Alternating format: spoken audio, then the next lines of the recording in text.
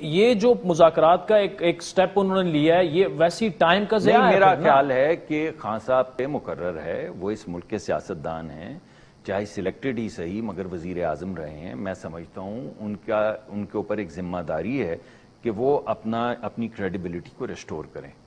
Leader وہ نہیں ہوتا جو یو ٹرن لے، لیڈر وہ ہوتا ہے جب وہ بات کرے تو 22 کروڑ لوگوں کو یقین ہو کہ یہی سچی بات ہے۔ سراج الحق صاحب کو کوئی مینڈیٹ شہباز شریف صاحب نے نہیں؟ دیکھیں اگر دیا بھی ہو تو پھر بھی خان صاحب کو ریسٹور تو کرنی پڑے گی نا۔ میں نے تو آپ کو اپنا خطرہ بتایا ہے کہ جیب میں سے نکالیں گے اور کہیں گے یہ لے سائفر، آپ کیا کریں گے اس دن شام کو؟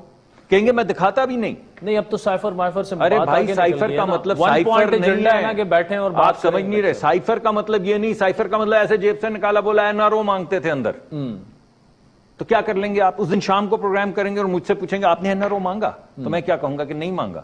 خان صاحب بولیں گے مانگا، ہم کہیں گے کوئی ثبوت، کہتے ہیں اس کی ضرورت نہیں ہے، کاغذ ہے میرے پاس، ثبوت ہے، دوں گا نہیں۔ جس طرح ارشد شریف شہید کے قاتلوں کا انہوں نے کہا تھا کہ میرے پاس مجھے معلوم ہے کس نے کیا ہے، تو بھائی دو نا۔ ایک بندہ شہید ہو گیا، آپ کو معلوم ہے، آپ کے پاس نام ہے، آپ کے پاس ثبوت ہے، تو دینا۔ مگر کچھ نہیں آیا سامنے، کوئی ثبوت نہیں آیا، جس طرح سائفر نہیں دکھایا، جس طرح فون نہیں آیا۔ تو جب اس طرح کے حالات ہوں تو کوئی کسی پہ اعتماد کیسے کرے؟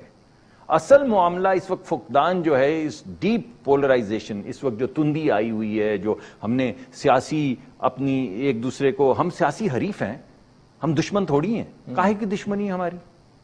یہ سارے ہمارے دوست بھی رہے ہیں، آپ ہمارے ساتھ یہاں کوسار آتے رہے ہیں، آپ نے دیکھا ہے ہم سب دوستوں کے ساتھ بیٹھے ہوتے تھے۔ میں اپنے پیسوں میں چائے پیتا رہا ہوں جی، نہیں آپ تو، مگر آپ نے دیکھا ہے کہ ہم ہمارے دوست جو سارے بیٹھتے ہیں آج بھی، سب بیٹھے ہوئے، مگر اب کم ہو گئے۔